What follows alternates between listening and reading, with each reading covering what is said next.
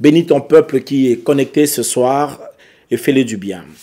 Au nom de ton Saint-Fils Jésus, je recommande ces instants entre tes mains et je prie que tu fasses du bien à chacun de nous. Dans le nom de Jésus de Nazareth, le nom qui est au-dessus de tout le nom, le nom glorieux et béni, nous avons prié, nous disons Amen. Maranatha, que Dieu vous bénisse. Alléluia. Alors, ce soir, nous sommes en train d'introduire notre thème qui est la gestion des portes de l'âme de l'homme. Et c'est de ça que nous voulons introduire la suite de notre thème sur la délivrance du corps. Alléluia. Alléluia. Alors, hier, je vous ai dit que l'homme entrait en contact avec le monde matériel au travers du corps. Un homme qui n'a pas de corps ne peut pas entrer en contact avec le monde matériel. Pour entrer en contact perpétuel avec le monde matériel, tu as besoin d'un corps. Et l'homme a existé en Dieu avant que Dieu ne l'ait créé. Donc tu avais déjà existé. Tu étais quelque part en Dieu. Et Dieu t'a donné ce corps que tu as comme un bien matériel. Alors, il va s'avérer dangereux si ce corps que tu as reçu de Dieu devient pour toi un piège pour ne pas marcher avec Dieu ensemble. Voilà pourquoi le corps, en tant qu'un bien matériel, ce corps-là que tu as, c'est un corps qui appartient au Seigneur. Pourquoi? Parce que tout le monde des esprits a besoin d'un corps pour agir. Voyez-vous? C'est pourquoi vous voyez même, il y a de ces esprits méchants qui peuvent entrer dans un animal. Parce que un esprit méchant ne peut pas agir dans le monde matériel s'il n'entre en contact avec quelque chose. Il faut un élément. Raison pourquoi vous pouvez rendre compte qu'il existe des maisons qui sont hantées. Mais ne me dites pas que quand le gars était en train de construire la maison ou quand l'architecte construisait la maison, il le construisait pour ces démons-là. Non. Parce qu'ils ont besoin d'un contact. Il faut un truc matériel dans lequel ils pourraient agir. Alléluia. Alléluia. Oui, donc c'est un peu ça.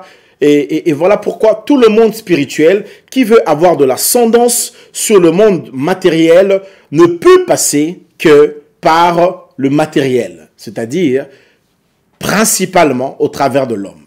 Le plus grand piège n'est pas des cancrelats. Parce qu'il y a des gens, quand ils voient un cancrelat, ils croient que c'est un démon, c'est un sorcier. Quand ils voient une souris à la maison, la personne peut paniquer, peut dire que non, c'est voilà. Et une personne, quand ils voient une araignée, ça, c'est pas des plus grands pièges. Et évidemment que les esprits méchants peuvent s'exprimer de cette manière au travers de n'importe quel insecte. Ça peut créer aussi leur présence dans une maison. Là, il n'y a pas à douter. Mais ça, c'est pas si dangereux. Le plus dangereux, c'est toujours un homme qui est habité par un esprit mauvais. Parce que l'animal n'a pas de conscience. Un insecte n'a pas de conscience. Mais l'homme est la conscience de l'univers. Et lorsqu'un homme est rempli de démons ou des esprits méchants, à partir de ce moment-là, cet homme devient un grand piège. Alors, essayez un peu de réaliser combien de hommes nous entourent et qui sont régulièrement remplis des esprits méchants. Essayez un peu de réaliser.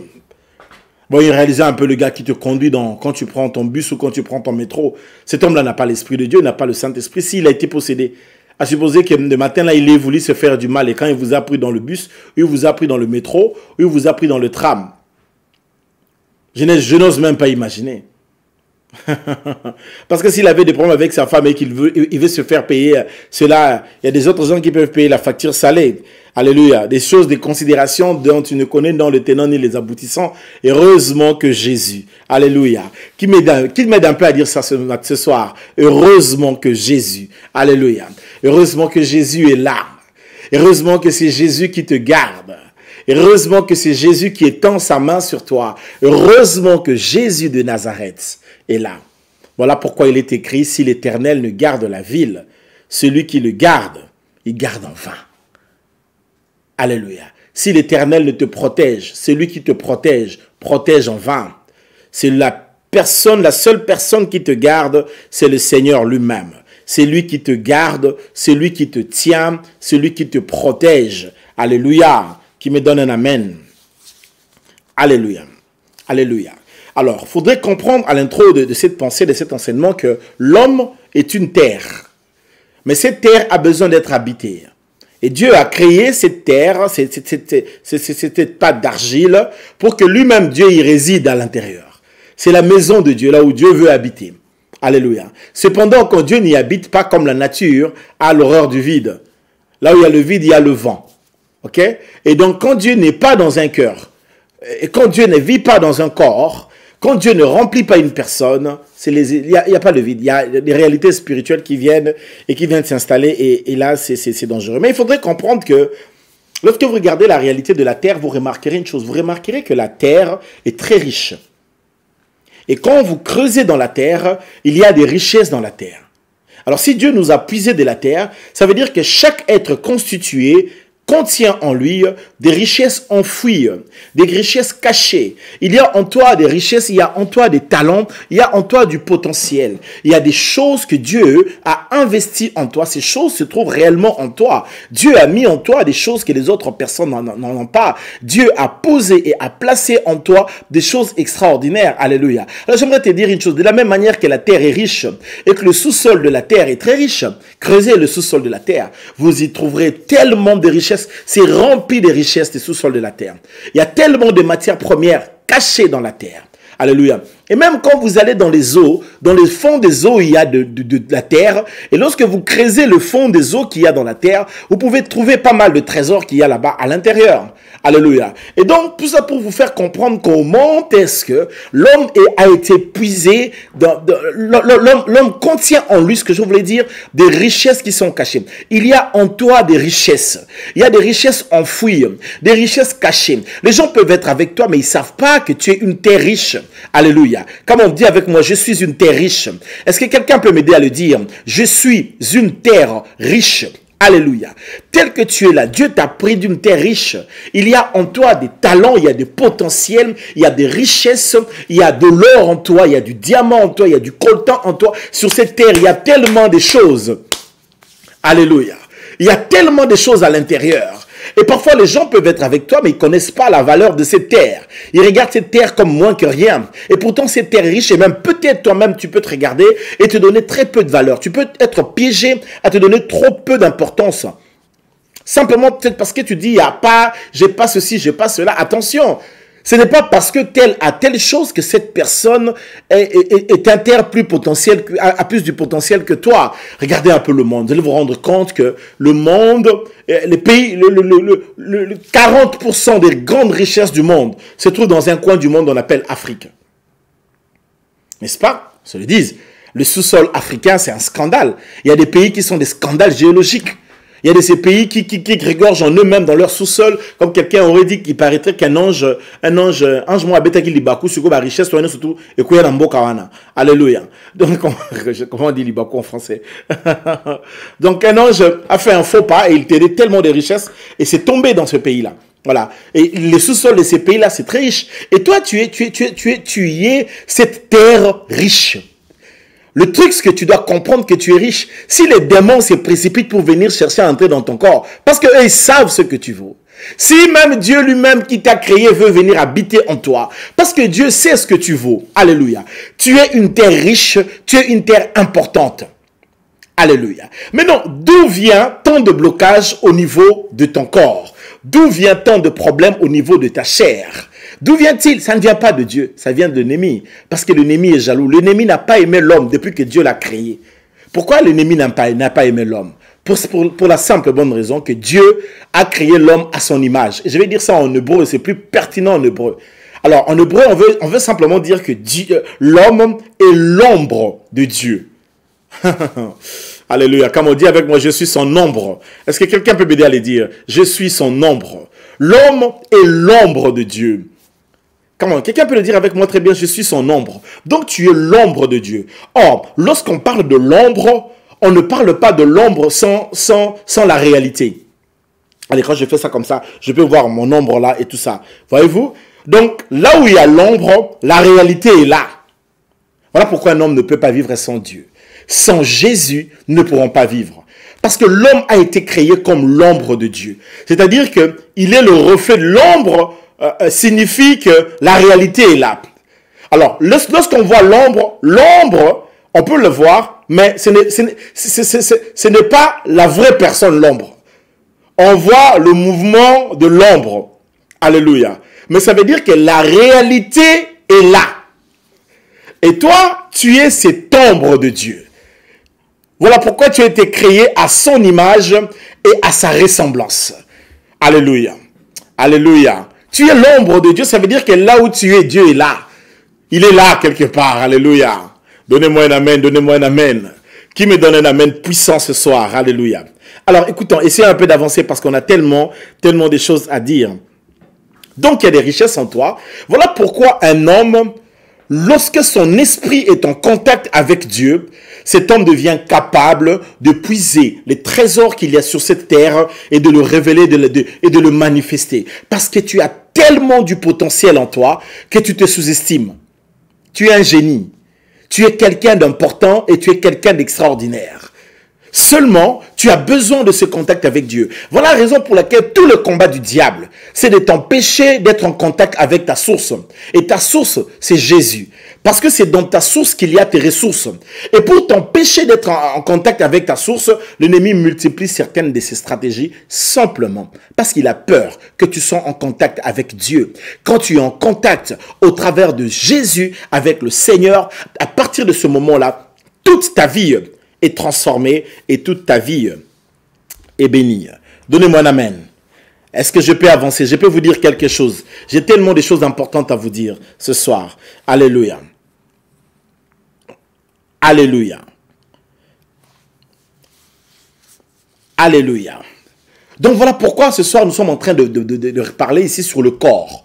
Le corps est un grand mystère. Le corps, c'est quelque chose de puissant. Le corps que tu vois là. Le corps a tellement de richesses en elle et qu'il faudrait absolument maintenant apprendre à développer, etc.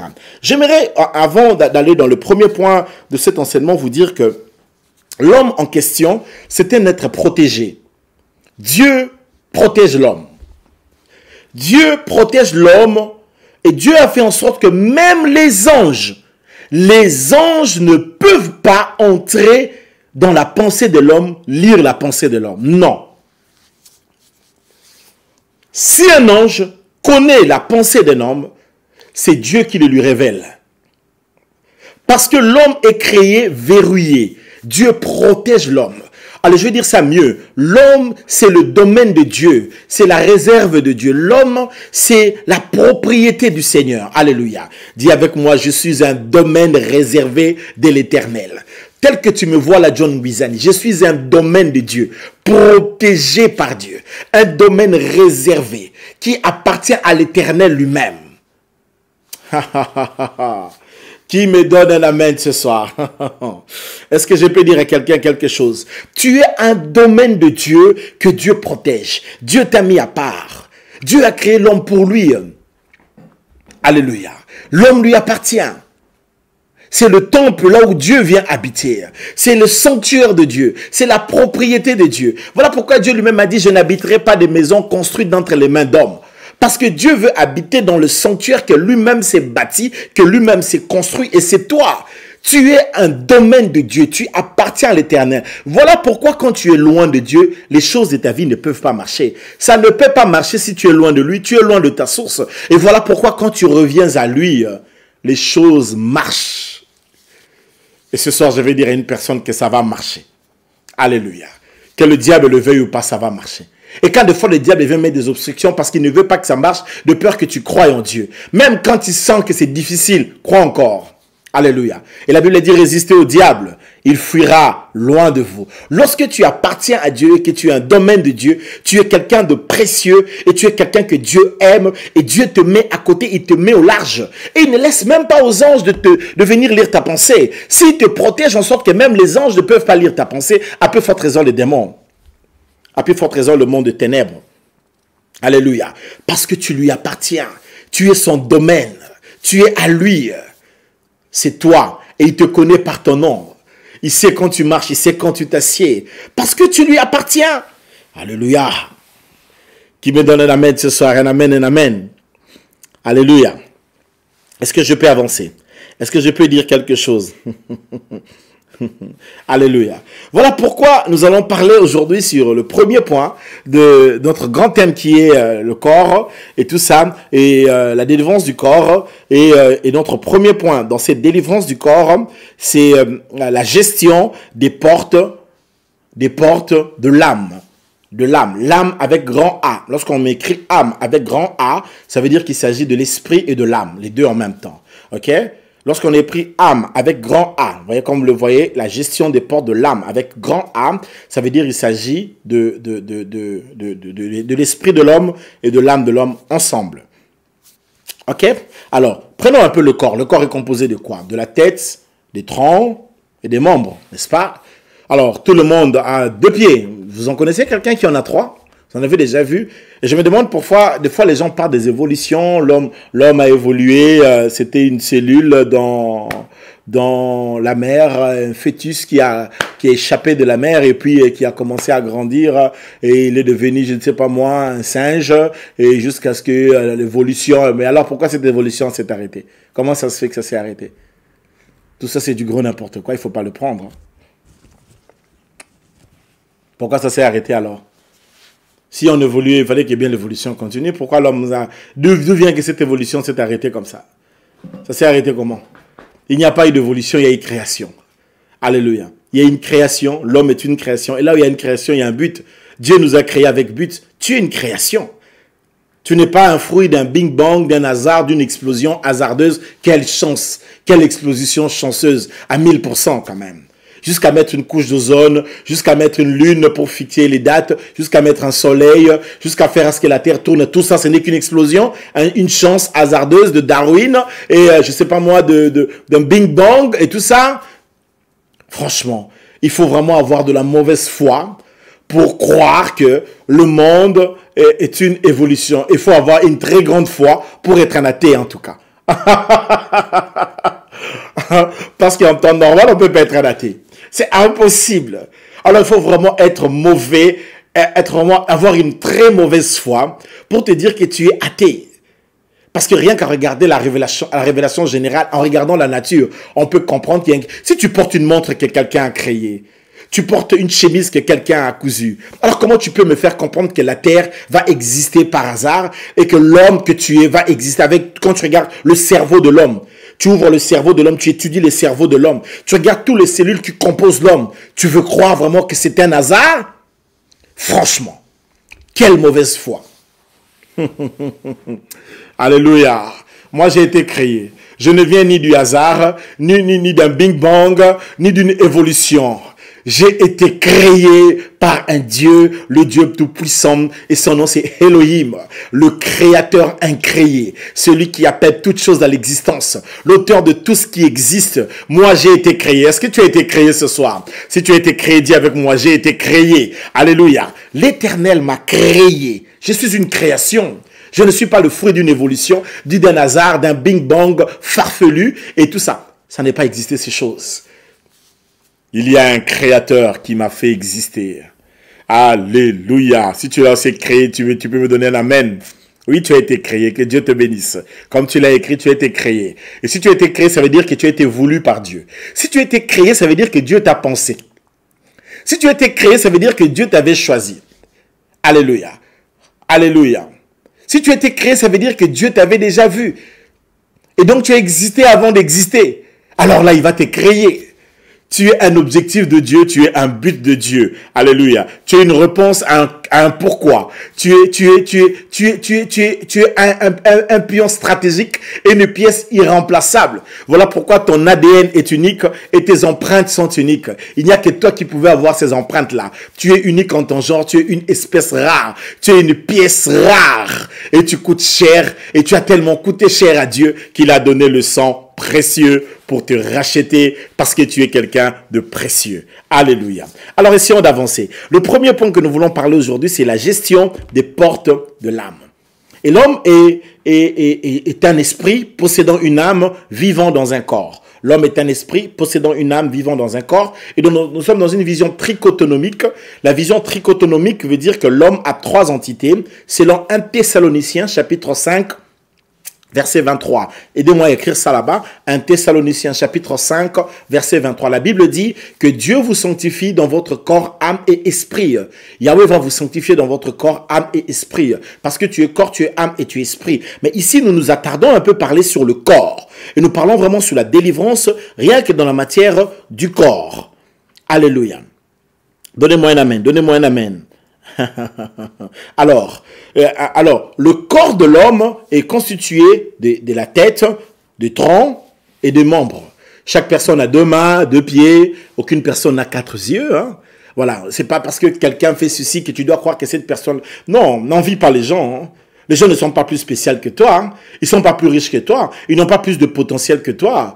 Qui que ce soit qui réussit, apprécie sa réussite, aime sa réussite, gloire à Dieu. Mais ça ne veut pas dire que cette personne vaut mieux que toi. Non. Balekingata. Alléluia. Non, mais dis-toi ça que balekioté. Ils ne valent pas mieux que toi. Ils ne sont pas mieux que toi. Alléluia. Non. Parce que toi aussi, tu as du potentiel que eux n'ont pas. Alors, si c'est leur temps que Dieu les a bénis, gloire à Dieu, mais ça ne veut pas dire que tu dois maintenant te sous-estimer, te dévaloriser en croyant que toi, tu étais un moins que rien et tout. Qu'aucun homme ne te dévalorise, qu'aucune femme ne te dévalorise. C'est pas parce que tu as manqué 10 euros que tu es rien. Non. Oui, peut-être j'ai manqué 10 euros, mais je vaux plus que 10 euros.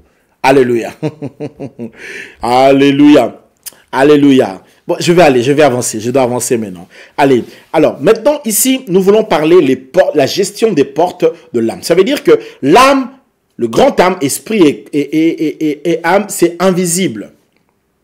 Cependant, il faudra comprendre que c'est très important de gérer la gestion du corps fait du bien à l'âme et dans l'esprit. Je vais m'expliquer. Il y a beaucoup de vies qui souffrent simplement parce que leur corps a exposé leur âme et leur esprit.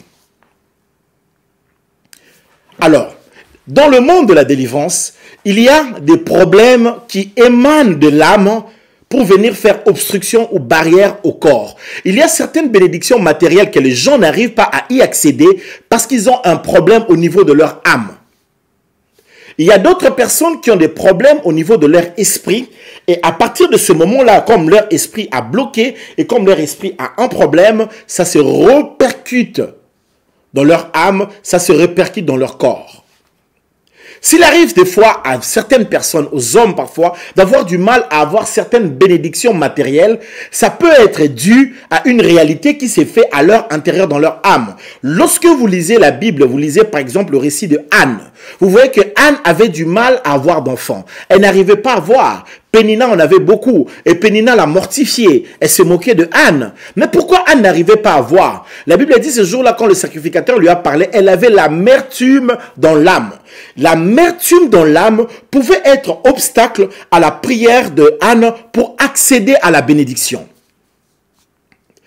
L'amertume dans l'âme, les réalités de l'âme peuvent faire obstacle à certaines de tes bénédictions matérielles. Tu peux être en train de prier pour avoir le mariage que tu n'arrives pas à avoir, le travail que tu n'arrives pas à avoir, l'argent que tu n'arrives pas à avoir. Tu as besoin de telle chose, de telle promotion, mais que tu n'arrives pas à accéder simplement parce que tu as un problème au niveau de ton âme et ce problème qui est spirituel au niveau de ton âme se répercute dans ta chair. Allez, lorsque le Seigneur règne en nous, il règne au-dedans de nous, évidemment, il fait du bien.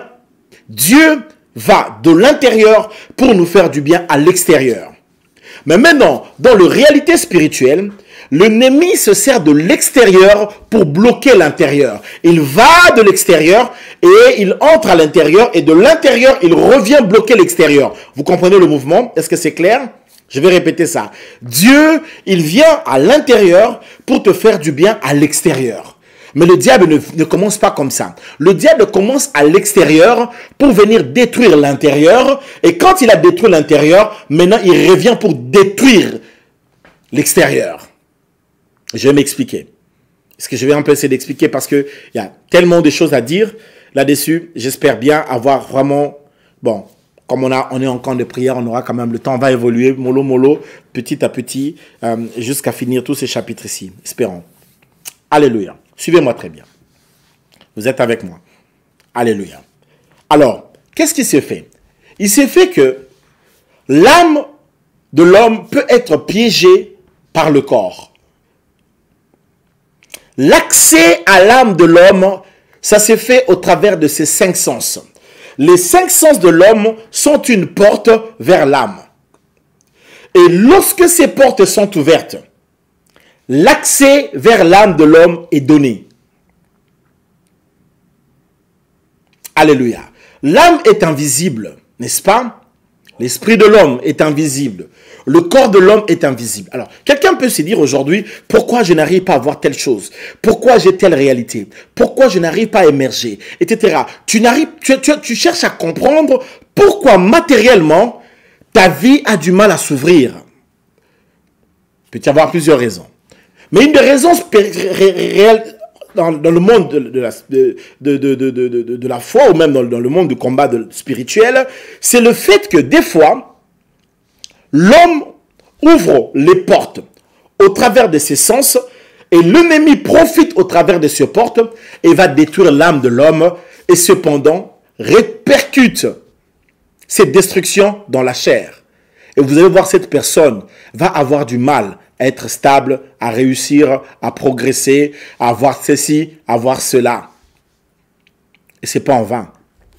Voilà pourquoi il nous faudra vraiment comprendre ces choses que nous sommes en train de dire. En temps normal, d'une manière la plus régulière, un démon ne peut pas venir entrer dans le corps d'une personne gratuitement. Lorsque un esprit méchant arrive à rentrer dans le contrôle de la vie d'une personne, il y a eu une porte. Il y a eu une porte. Il y a eu un accès. Il y a eu quelque chose qui s'est fait qui a permis à cet esprit méchant d'avoir le couloir, d'avoir le tuyau, d'avoir le passage. Mais quelqu'un qui n'a rien fait, même s'il est païen, même s'il ne prie pas, s'il n'a pas ouvert des portes, les démons n'entreront pas. Parce que Dieu a protégé naturellement, et même peut-être je peux le dire, surnaturellement, tout homme qui est créé. Tout homme qui est créé est protégé par Dieu, en sorte que le démon ne le possède pas, en sorte que le démon ne le contrôle pas. Mais lorsque la personne elle-même donne des accès, ouvre des voies, donne des portes à l'ennemi, à partir de ce moment-là, le diable va profiter, le diable va entrer, il va commencer à venir à chercher à détruire la vie de cette personne. Est-ce que je peux vous dire quelque chose? Vous êtes avec moi? On est là, on est là, on est là. Que Dieu vous bénisse. Si vous êtes là pour la première fois, n'hésitez pas de vous abonner. Cliquez juste là où c'est écrit devant vous, s'abonner, pour ne pas rater cet enseignement, ne jamais rater ce genre de programme qui se passe régulièrement ici dans notre chaîne John Guisani officiel. Que Dieu vous bénisse. Alléluia. Voilà, maintenant. Donc ça veut dire qu'au travers des portes, c'est là où que l'ennemi peut entrer. Et peut venir troubler la vie de quelqu'un. Alors, maintenant, étudions un peu rapidement. Prenons un peu les 5 sens. Rapidement, nous avons les sens et leurs organes, les yeux, la vue, l'oreille, l'ouïe, le toucher, la peau, la bouche, le goût, voilà, ça, le nez, l'odorat, voilà, ça c'est ça. Toutes ces 5 sens sont des portes. Ce sont des portes vers l'âme. Tu sais, il y a ce qu'on appelle le neuromarketing. C'est interdit en Belgique, par exemple, c'est interdit en Belgique le neuromarketing. Vous allez à McDonald's, vous allez à Quick, et quand vous y entrez, ils mettent un parfum dans le pavement. Ce parfum-là active un bouton en vous pour que vous ayez faim, que vous ayez envie de manger. Il y a ces odeurs, quand vous entrez, vous sentez l'odeur dans un restaurant, ça vous donne envie de manger. Même si tu venais de manger, cette odeur-là, réveille certains sens en toi. Vous savez, le monde des odeurs, le monde des senteurs, il y a des choses que tu vas acheter parce que tu aimes l'odeur. Voilà, c'est comme ça. Il y a aussi des choses que tu vas rejeter parce que l'odeur ne te plaît pas. Même si c'est un très bon repas, mais l'odeur, quand tu entends seulement le chou de Bruxelles, même la manière dont on le prépare, tu entends seulement l'odeur du chou de Bruxelles. Quelqu'un comme moi, j'aime pas trop. Alléluia. Donc c'est un peu compliqué, et comprendre un peu ce que je veux dire. Voyez-vous, il y a d'autres choses que c'est par le toucher. Et je vais expliquer toutes ces choses en profondeur. Et d'autres choses, c'est par le goût. J'expliquerai tellement de choses là-dessus par le goût. Et il y a d'autres choses, c'est par l'odorat. Je l'ai dit, il y a d'autres choses, c'est par l'oreille, l'ouïe, parce que tu entends. La foi vient de ce qu'on entend. La foi vient de ce qu'on entend. Et il y a d'autres choses, c'est par les yeux. Et ce soir, j'aimerais bien commencer par ça, par les yeux. L'issue. Ce que tu vois. La vue. Parmi les portes de l'âme, la vue est très important. Lorsque Dieu veut faire quelque chose avec toi, il va appeler à tes yeux à voir. Il doit te permettre de le voir sans l'avoir avant. Parce que j'aime bien le dire, voir, c'est avoir. Dans le monde spirituel, Dieu te donne des visions. Tu rêves, tu vois des visions. C'est pas en vain. Parce qu'il veut te donner des images. Il met en toi des images. Il veut révolutionner ta manière de voir.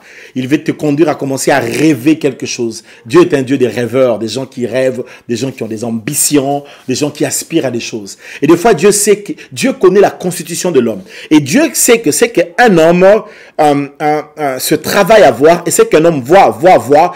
Lorsque l'imagination d'un homme est travaillée à voir quelque chose, ça va créer en lui de l'ambition, ça va susciter en lui quelque chose jusqu'à avoir la chose. Vous croyez que l'argent c'est quoi dans la vie? Vous croyez que réussir dans la vie c'est quoi?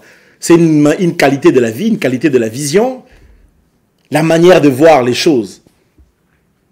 Alléluia. Les 12 espions arrivent, 10 reviennent et disent que non, on a vu les géants fils d'Anak. Match est zaté, c'est perdu, on va mourir ici. Alléluia. Ils disent qu'il n'y a pas match. Mais deux, Josué et Caleb, ils disent non, même s'il y a les géants fils d'Anak, le pays là, non, laisse tomber. C'est un très bon pays où coule le miel. Si Dieu nous est favorable, si Dieu nous donne ces pays-là, c'est un très bon pays. L'un regarde le problème, l'autre regarde la solution. Après, tout dépend dans la vie de tes yeux, tu vois quoi? Alors si tu ne vois rien, il n'y aura rien. Dieu ne peut pas donner à quelqu'un qui ne voit rien. Tu ne vois rien, tu ne vois rien, il n'y a rien. Jésus était en train de passer, tout le monde voyait Jésus, mais un aveugle qui s'appelait Bartimée a vu que c'était le fils de David. Il a crié fils de David. Jésus a dit ici, dans cette ville ici, quelqu'un me reconnaît comme roi. Jésus s'est arrêté. Il a dit appelez-le. On m'a dit que je suis roi, je vais démontrer que je suis roi. Alléluia. Même dans la relation avec Dieu, si tu as l'habitude de prier en voyant le mal, en voyant que c'est difficile, les choses seront difficiles. Change donc ta manière de voir. Et cela est très important pour que Dieu t'amène à la bénédiction. Maintenant, j'aimerais parler un peu ici. Il me reste combien? C'est pas délicat. Quelques minutes. Même en 3 minutes. On peut en parler rapidement. Beaucoup de gens ont des problèmes dans leur corps. Et vous savez pourquoi? Parce que leurs yeux ont été une porte d'entrée. Les choses que tu es habitué à voir, les choses que tu aimes voir. Quand tu regardes les choses qui ne sont pas bien, quand tu laisses tes yeux vers des choses qui ne sont pas nobles, des choses qui ne sont pas dignes, qu'est-ce qui va se faire? Tu n'es pas possédé. Mais à force de regarder, de voir des choses qui ne sont pas bien, un esprit va venir entrer dans ton âme. C'est comme ça que ça se fait. À force de voir quelque chose, de regarder quelque chose, tu finiras par faire la chose, tu finiras par devenir la chose. Je peux répéter ça? À force de rester là à le voir, tu vas entrer dans l'addiction de la chose et ça peut devenir un problème spirituel. Comment est-ce que beaucoup de corps sont bloqués? Beaucoup de corps sont bloqués parce que leurs yeux ont ouvert des portes. Et quand ces portes se sont ouvertes, les esprits méchants ont maintenant eu accès à la personne. Et ils sont entrés en lui et l'ont bloqué. Qu'en est-il du péché d'Adam ou du péché d'Ève? Elle a vu que l'arbre était quoi? Agréable. Les yeux. Dans la vie, il faut avoir la circoncision des yeux. Je prie ce soir que tes yeux soient circoncis. Tu dois choisir ce que tes yeux doivent voir. Là où tes yeux doivent regarder. Tu dois le choisir. Pourquoi? Parce que ce que voient tes yeux est une porte de ton âme. Si tes yeux sont tournés vers des choses qui ne sont pas de la probité morale, dont l'éthique est remise en question, à force de regarder, un démon va entrer. Cependant, il viendra perturber ta chair, ta bénédiction matérielle, certaines choses que tu dois avoir. Et tout ça pourquoi? Parce que tu t'étais exercé à faire quoi? Regardez. Regardez un peu des fois, il y a des parents une fois qui partageaient un peu, il n'a pas compris pourquoi son enfant a été possédé. Le parent a remarqué que son enfant commençait à manger du caca. L'enfant, quand il fait popo, l'enfant récupère le popo, il commence à manger le popo. Cet enfant-là, je vous assure, commençait à se comporter d'une manière quelconque. Mais quel était le drame? Les parents ont laissé l'enfant devant certains films des sorciers. Et cet enfant est resté longtemps derrière en regardant les films. Des films du genre Harry Potter. Quand vous laissez vos enfants exposés régulièrement dans des films d'horreur, dans des films des sorciers, dans des films d'Harry Potter, vous ignorez le danger que vous faites à vos enfants. Or, je vais vous faire un pari. J'ai remarqué que beaucoup de dessins animés étaient pétris des insignes maçonniques. Il y a trop de dessins animés maçonniques. Et il y a même beaucoup de jeux de Nintendo aujourd'hui. Nintendo, PlayStation 5, machin, tout ça. La plupart des jeux qu'on donne aux enfants, c'est pétri des insignes maçonniques. C'est toujours des jeux occultes. C'est toujours, regardez le design, regardez les dessins. Et vos enfants sont sérieusement préparés à aller dans ce monde-là. Ne sois pas étonné qu'en regardant les histoires de David Copperfield, en regardant les histoires occultes à l'internet, que ton enfant devienne sorcier. Même s'il n'est pas initié directement dans l'occultisme, un esprit peut posséder quelqu'un par le programme que la personne est en train de regarder à la télévision. Les yeux sont très dangereux. Les gens sont partis en guerre. David est resté à la maison. Va dans la guerre, général David. Lui reste à la maison. Et quand il est resté à la maison, à un moment, il est monté un peu au balcon. Il monte au balcon comme ça, il regarde comme ça, il voit une femme en train de se laver. Il dit, ah, ça c'est qui? On dit, non, mais c'est la femme d'Uri, non, Bathsheba. Et tout ça, il dit, ah, Uri, oh, Uri est là-bas en guerre. Appelez-moi cette femme-là. Les yeux. Toi, tu as ta femme, tu as tout le temps les yeux comme ça. Tout le temps les yeux comme ça. Tu regardes où? Tu regardes quoi? Tu veux quoi? Si tes yeux ne sont pas circoncis, tu vas aller avec une fille qui a des problèmes, qui a tellement de problèmes spirituels.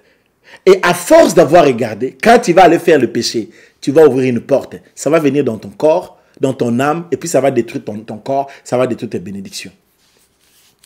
Il y a des gens qui ont détruit leurs bénédictions comme ça dans la vie.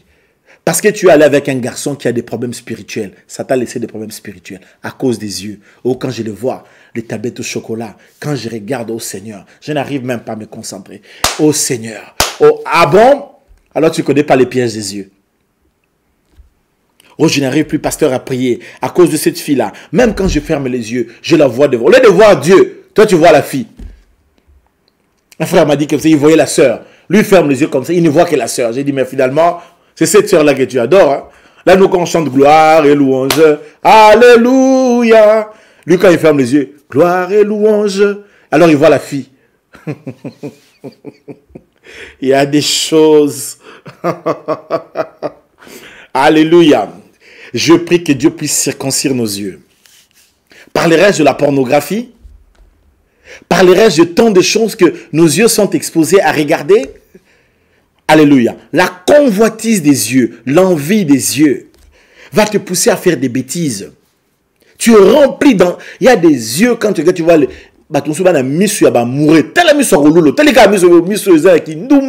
y a des yeux remplis d'impudicité. Tu regardes seulement si ça c'est un yeux d'un impudique.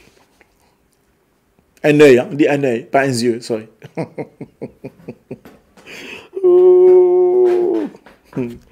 Est-ce que je peux vous dire quelque chose ce soir? Bon, le temps est même parti, mais il m'exige un peu. On va recommencer demain les yeux. On va aller demain, on va évoluer avec tous les autres parties petit à petit. Alors, si on peut arriver à l'heure, je vous prie d'arriver à l'heure. Vraiment, j'aimerais qu'on commence vraiment au plus tard à 20h32, on décolle. Je mettrai l'antenne déjà à 20h25. Comme ça, à 20h30, 31, 32 maximum, on décolle. Comme ça, on a tout le temps d'exposer tout l'enseignement. Alléluia. Et ce soir, nous allons prier pour que Dieu garde nos yeux, que nos yeux ne nous piègent pas. Tu es en train de te marier à un mauvais garçon, à une mauvaise fille, mais tellement que tes yeux aiment. Tout le monde te dit que ce n'est pas la bonne personne, mais toi, non, moi je l'aime seulement. Moi je l'aime seulement. Les yeux peuvent te faire des bêtises, les yeux. Et je prie que tes yeux soient circoncis. Comme on dit avec moi, Seigneur, circoncis mes yeux. Dis ça avec moi. Dis ça avec moi. Seigneur, circoncis mes yeux. Alléluia. Ce soir, c'est la circoncision des yeux. Parce que les yeux, c'est une porte vers l'âme. L'envie d'avoir ce que l'autre a. l'envie d'avoir la même voiture que l'autre a, l'envie d'acheter le même sac que l'autre a acheté, l'envie d'acheter les mêmes habits, la même maison que l'autre, l'envie de se ressembler aux autres, moi aussi. Cette envie-là est un piège. Vis ta vie sans envie mauvaise. Vis ta vie bien, mais ne vis pas ta vie dans les envies des autres. Alléluia. Ma batterie va lâcher là. Il faut bien que je puisse se brancher, sinon ça sera évident, pas évident. Alléluia. Allez, on va aller en prière. Là où tu es, monte devant la présence de Dieu. J'aimerais que tu parles au Seigneur ce soir. Que tu t'adresses à Dieu ce soir. Que tu parles au Seigneur ce soir. J'aimerais que tu lui parles ce soir. Que tu lui dises des choses que tu veux voir